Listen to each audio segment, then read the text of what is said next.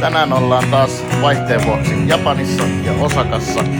Ja käydään kiertelemässä vähän katuja, syödään hyvin aivan herkullista ruokaa ja sitten nähdään pikkasen Japanin historiaa.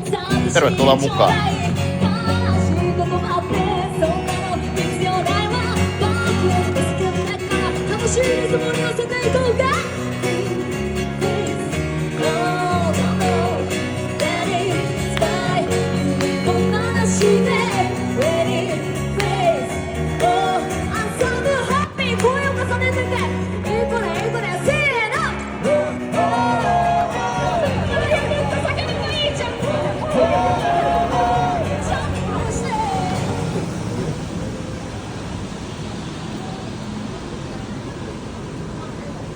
Täällä me nyt kävellään täällä Osakan keskustassa tai jollakin tämmöisillä pienillä kujilla.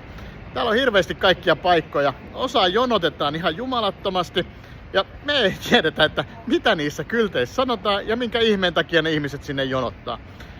Katsotaan, päädytäänkö me johonkin jonoon kaverin kanssa vai päädytäänkö vaan rallattelemaan pitkin poikin näitä pieniä kujia. Tää on aika hauskalta täällä näyttää.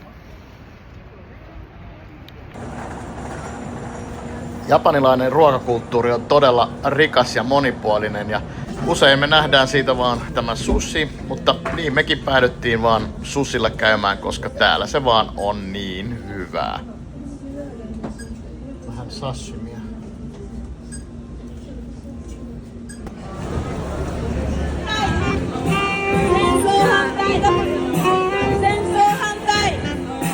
Tässä me nähdään kuinka vanha Japani ja uusi Japani kohtaa. Me ollaan täällä keskellä tämmöstä ravintola-aluetta. Täällä on paljon kaikenlaista yöelämää. Mutta tässä meillä on Gote Chijon patsas ja pyhättö. Ja tää Gote Chijo oli tämmönen patsas, joka erään papin mukaan oli haudattu tänne alueelle, kun täällä oli erilaisia onnettomuuksia ja kaikenlaista epäonnea. Ja kun tää sitten loppupeleissä täältä saatiin esille ja tätä alettiin sitten niin kuin hoivaamaan tätä pyhättöä, niin tämä kaikki epäonni tämän tarinan mukaan sitten katosi.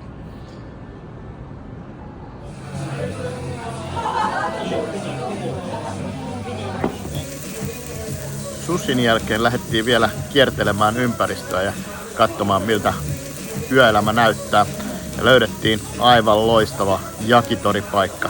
Nyt täytyy sanoa, että on kyllä erinomaisen hyvää lihaa.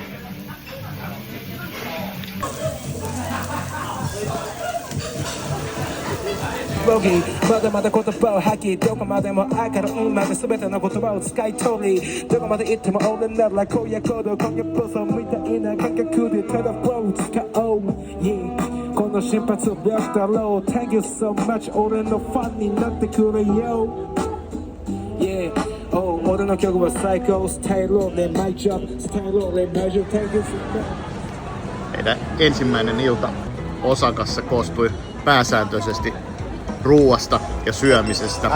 Ja sushin ja yakitorin jälkeen oli kiva päästä vähän haukkaamaan jälkiruokaa. Ostettiin vohvelit ruokakojusta, jonka nimi oli Kirin Kreepu.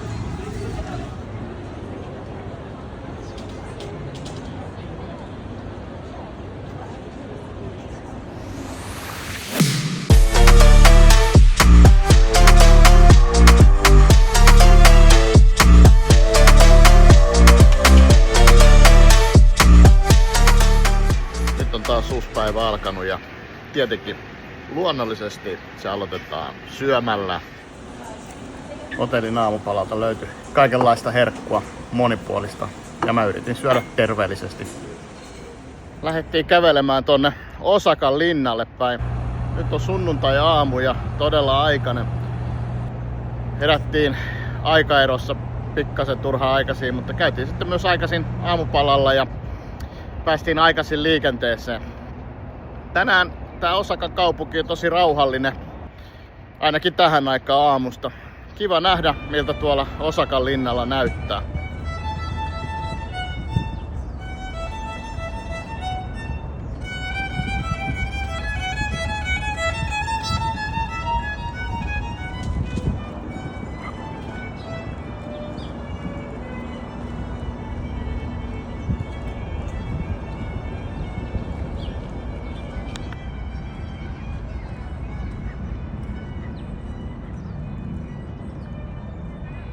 Mä oon tullut tänne Osakan linnalle, joka on tosi upea vanha alue.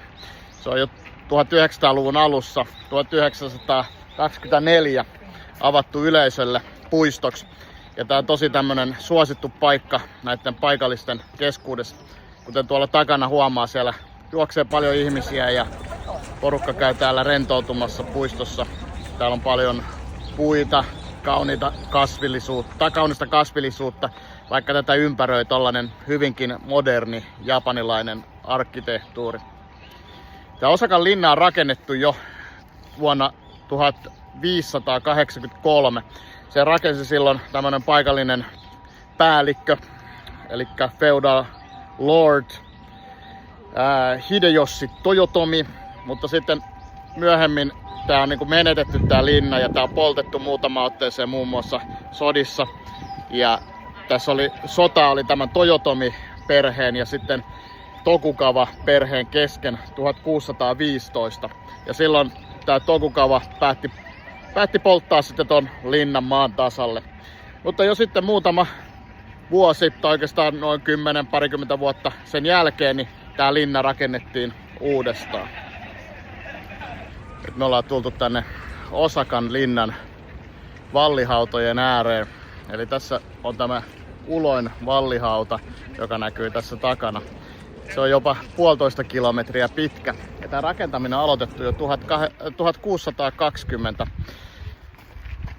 Ja silloin paikallisen shogunaatin aikaan Tokugawa shogunaatti aloitti sen tekemään silloin. Ja silloin tämä shogunaatti, eli hallinto, käytännössä määräsi 29 tämmöistä paikallishallitsijaa, eli feudal lordia tänne perheineen tekemään tai osallistumaan tämän linnan rakentamiseen.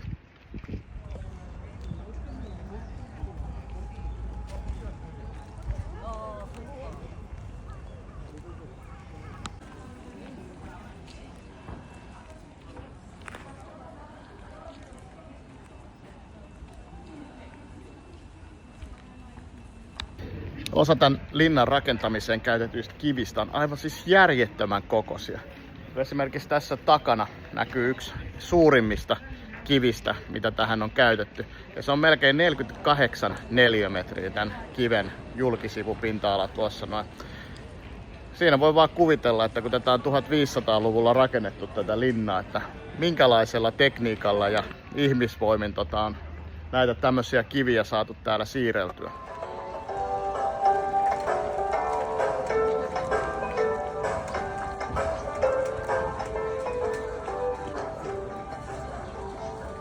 Tämä Osakan linnan mailla sijaitseva shintolainen temppeli on aikanaan perustettu jo 1500-luvulla tämän Hideyoshi Toyotomin kunniaksi, mutta se on sitten myöhemmin purettu, kun tämä Tokugawa shogunaatti otti vallan täällä näin. Mutta sitten taas 1800-luvulla se rakennettiin uudestaan ja myöhemmin sitten tämä kyseinen rakennus ilmeisesti siirrettiin jostain toisesta Osakan osasta tänne linnan maille. Ja nyt se on täällä sitten ihmisten katsottavissa ja täällä ihmiset selvästi käy sitten esittämässä toiveita ja rukouksia sitten tässä paikallisessa Shinto-temppelissä. Tämmöiset portit eli torit on hyvin tyypillisiä näille Shinto-temppeleille. Siitä oikeastaan tunnistaa, että mikä täällä on Shinto-temppeli ja mikä on sitten buddhalainen temppeli.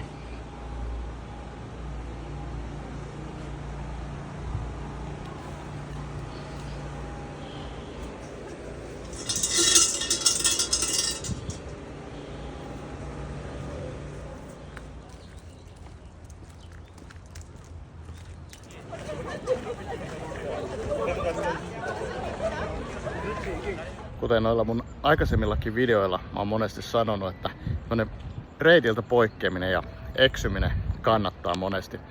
Niin täällä Osakan linnallakin itse asiassa.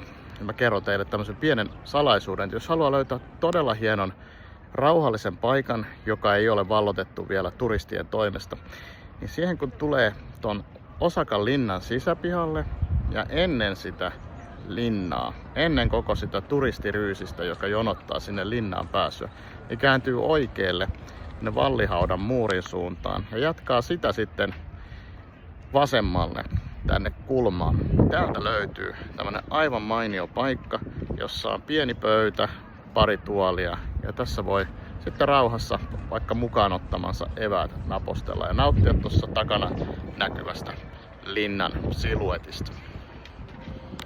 Tästä samaisesta paikasta myös avautuu ihan huikeat näkymät tonne kaupungille. Ja tää onkin semmonen klassinen esimerkki siitä, miten Japanin vanha ja uusi kohtaa. Eli tän linnan puisto ja noi lasiseinäiset pilvenpiirtäjät ja korkeat toimistotalot tuolla takana ja kaupunki vähän kauempana. Ja tällä kyseisellä paikalla on sijainnut aikanaan yksi näistä linnan vartiotorneista, joka kuitenkin sitten myöhemmin on tuhoutunut. Nyt tässä sijaitsee tämmönen pieni shintolainen pyhättö.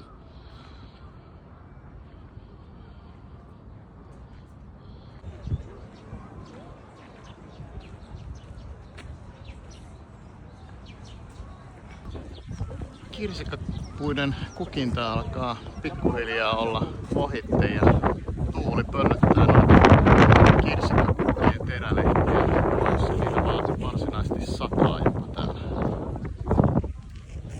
Uskomaton katsoa tätä kivityötä, minkälaista työtä täällä on tehty.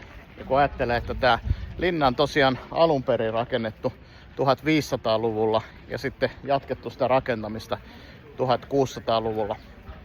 Niin aika pitkään tää on säilynyt täällä ja aikamoista työtä täällä on tehty sen aikaisilla välineillä ja metodeilla.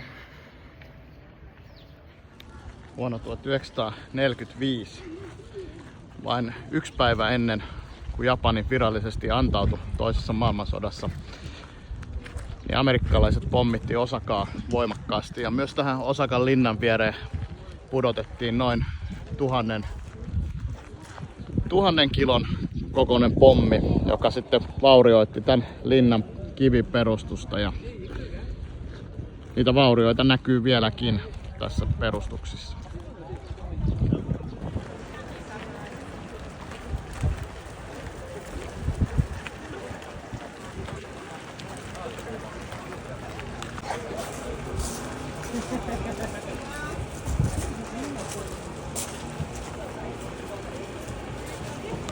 Yhtään ei ollut varsinaisesti nälkä, mutta piti kuitenkin ottaa tämmönen beef kroketti tästä takana näkyvästä kojusta, koska ihan vaan sen takia, että se näytti hauskalta.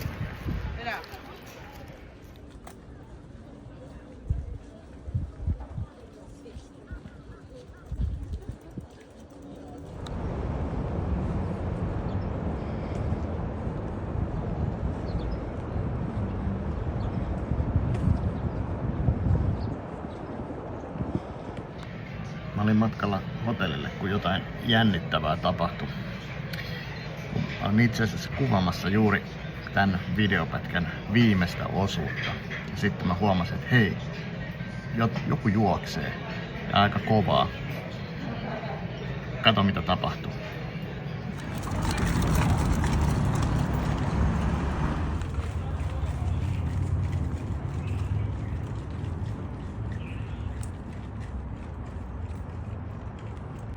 Mä näin tässä äsken siis taka-ajon. Tuossa poliisi jahtasi jotain kahta tyyppiä, jolla oli moottoripyöräkypärä. Ilmeisesti se liittyy jotenkin tähän skootteriin, joka näkyy tuolla takana. Kaikenlaista voi tapahtua myös täällä Japanissa. En ole koskaan nähnyt poliisin juosten tehtyä taka-ajoa livenä. Olipa jännittävää. Tässä vielä ennen lähtöä kotia kohti, niin mä ajattelin käydä syömässä vähän lounasta. Mä päädyin tämmöiseen tonkatsu-paikkaan, josta saa hyvin paistettua lihaa tommosella leivitetyllä kuorella. Tää on oikeastaan erittäin oishii. Totemo oishii tässä. 2 päivässä Osakassa ehti nähdä jo kaikenlaista. Käytiin Osakan linnalla syömässä erittäin hyvää ruokaa ja nähtiin myös paljon osakalaista kaupunkielämää. Ja Osakassa on tosi hauska se, että erityisesti Osaka Stationin ympäristössä löytyy paljon katumuusikoita ja ihmiset käy siellä viettämässä päiväänsä ja istumassa portailla ja erilaisissa paikoissa. Kiva, kun olitte taas mukana. Nähdään seuraavalla kerralla.